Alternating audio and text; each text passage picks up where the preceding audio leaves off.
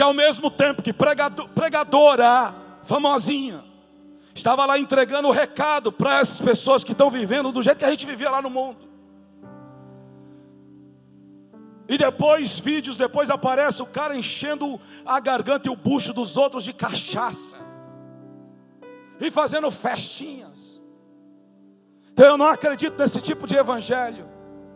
Eu não acredito nesses tipos de profecias de artistas gospels, de pregadores que vivem nessas casas luxuosas, ou em jatinhos, ou em carrões, ou em aniversários, ou em casamentos, ou em qualquer outro tipo de coisa, para no final tocar um violão e cantar uma música gospel para o Senhor e dar uma profecia. Eu não acredito nisso. E muitos disseram: olha, pode ter certeza, se Jesus Cristo estivesse hoje aqui, Ele estaria no meio de nós, estaria nesse lugar pregando. Estaria não. Você, quando lê os evangelhos, você precisa ler mais os evangelhos. Você precisa ler mais a palavra de Deus. Você nunca vai ler que Jesus Cristo estava num bar pregando. Você nunca vai ver que Jesus Cristo estava num cabaré pregando. Você nunca vai ver que Jesus Cristo estava em alguma festa romana pregando. Me mostre na Bíblia, em qualquer lugar, onde esses lugares que Ele estava. Não, Ele transitava pela Galileia, pela Judeia, por Samaria. Ele passava nas praças, nas ruas, ministrando o evangelho do Senhor. Mas aonde estavam os ímpios fazendo as suas orgias e qualquer outras coisas, lá não habitava o Senhor.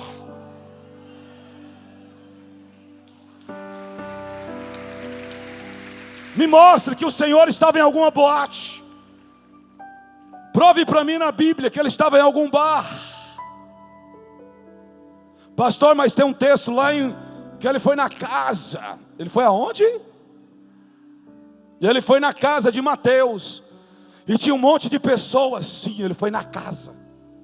E lá na casa Ele não entregou profetadas. Lá na casa Ele falou verdades. Fala comigo. Eu estou em meio à graça. Levanta a bandeira da liberdade e balance ela.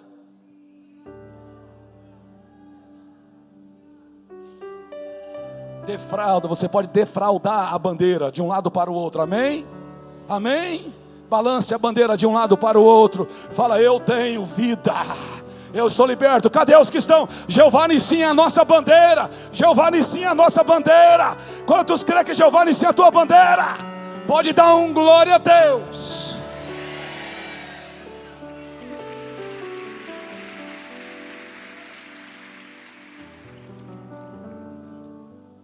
Você precisa saber quem você é.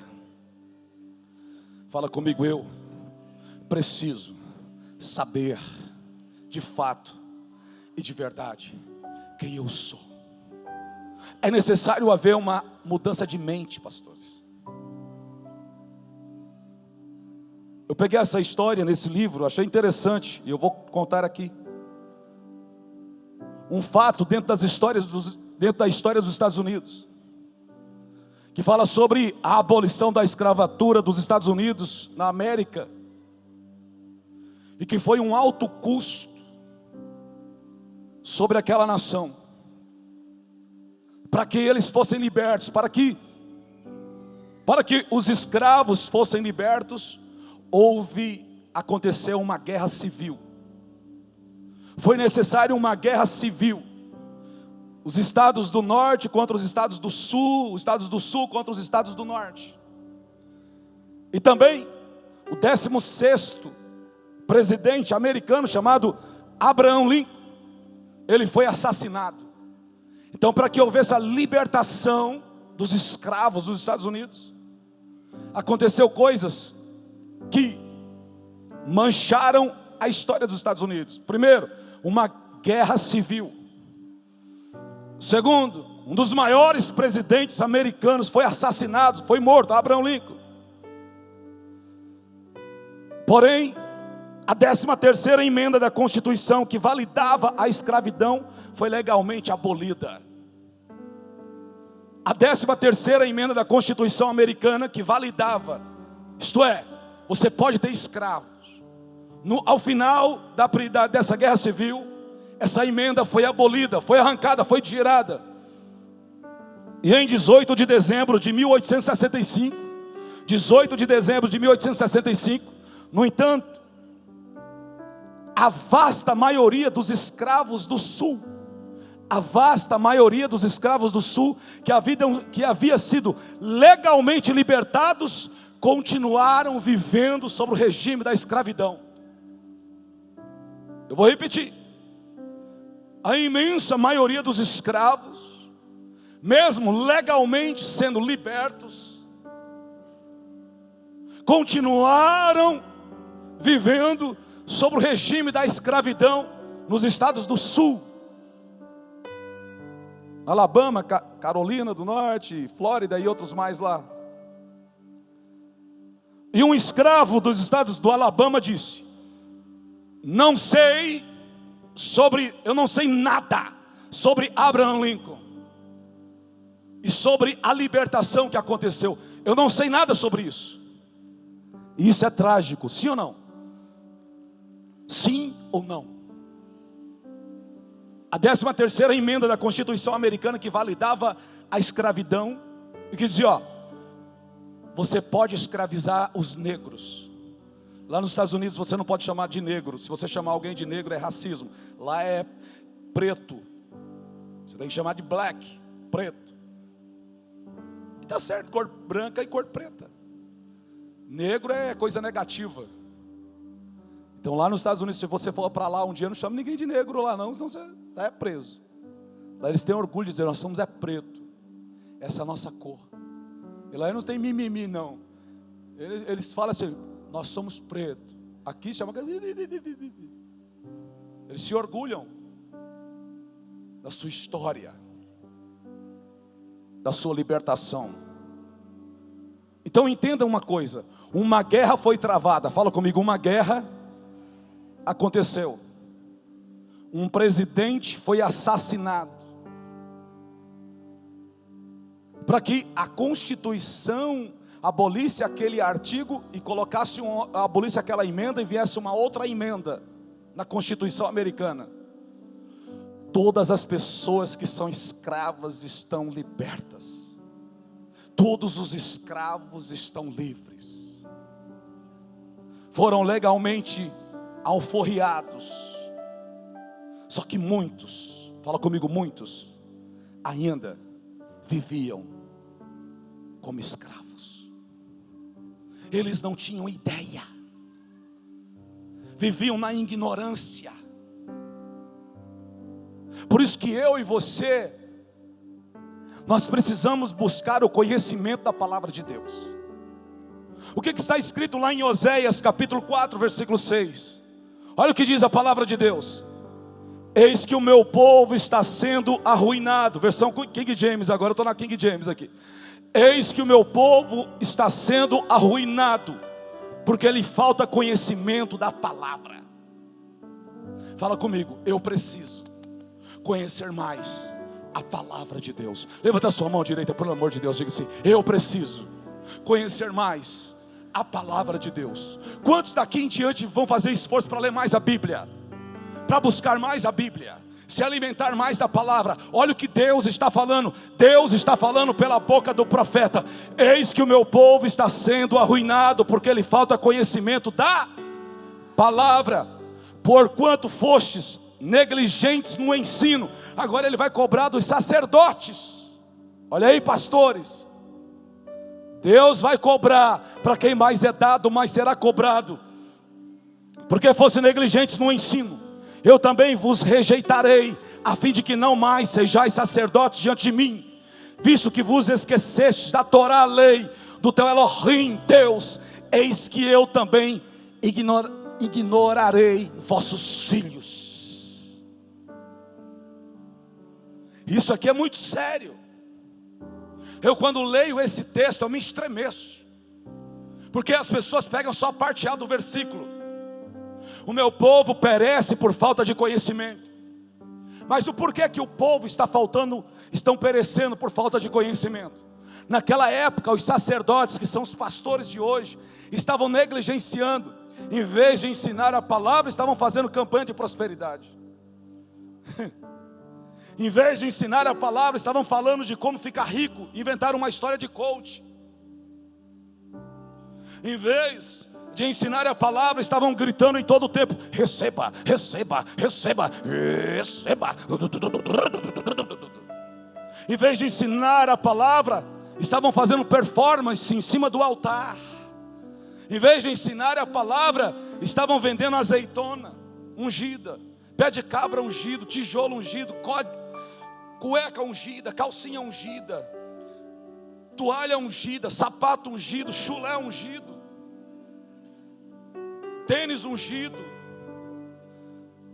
caroço de milho ungido, feijão ungido, mandioca ungida, pé de arruda ungido, folha da Bíblia ungida, e um bocado de coisa. Em vez de ensinar o povo, estavam enganando o povo para meter a mão no bolso do povo.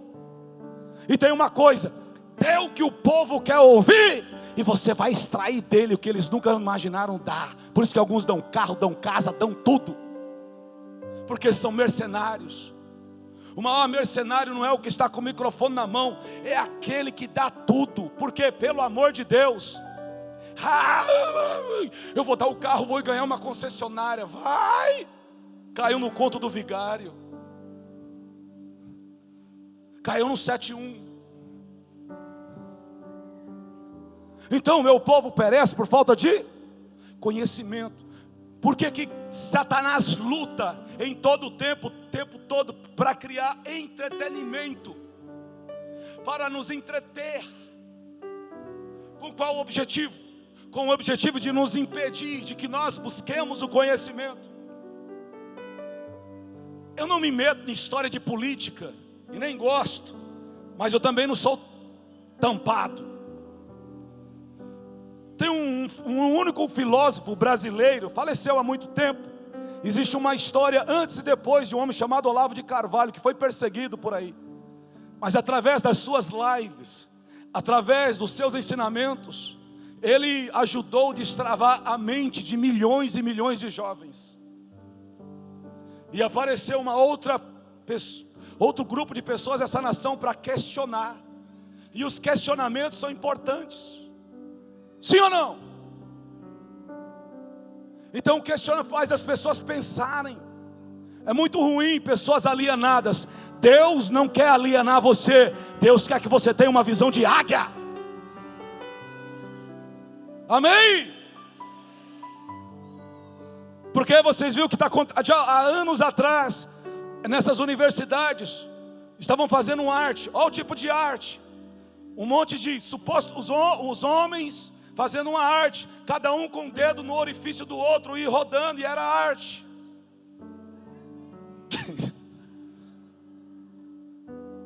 Isso é arte.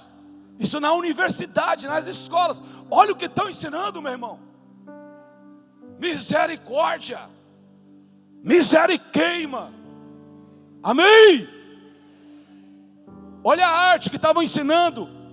Quem não viu a história do Peladão? O Peladão, a arte patrocinada com dinheiro, aonde um peladão deitado e colocaram uma criança para ficar tocando no peladão. Isso é arte.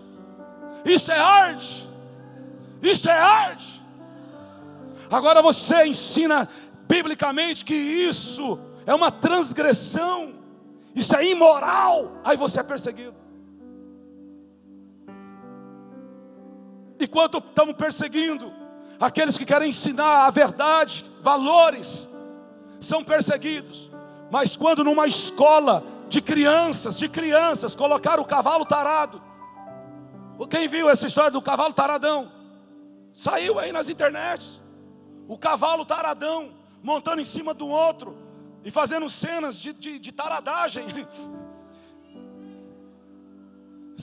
Aí no meio das crianças, e as crianças inocentes, e o cavalo taradão montando, e depois vem os outros com aquelas cenas obscenas, em uma escola, onde a plateia eram crianças inocentes. Ah, se eu tenho um filho ali, ou meu neto ali, eu chego ali.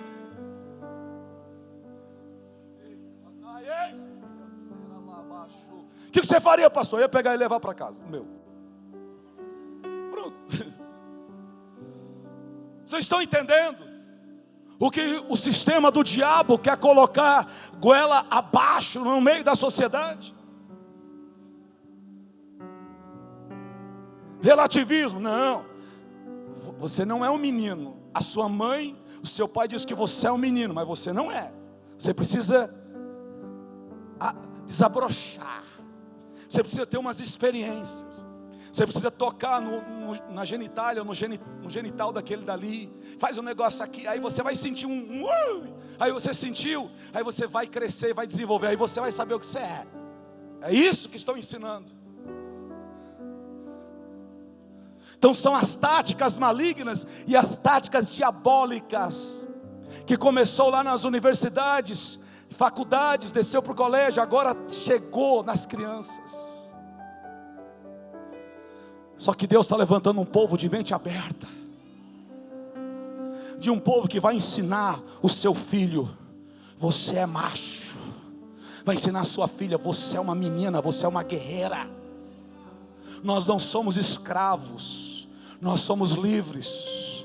Não somos escravos. Cadê aqueles que não são escravos do medo?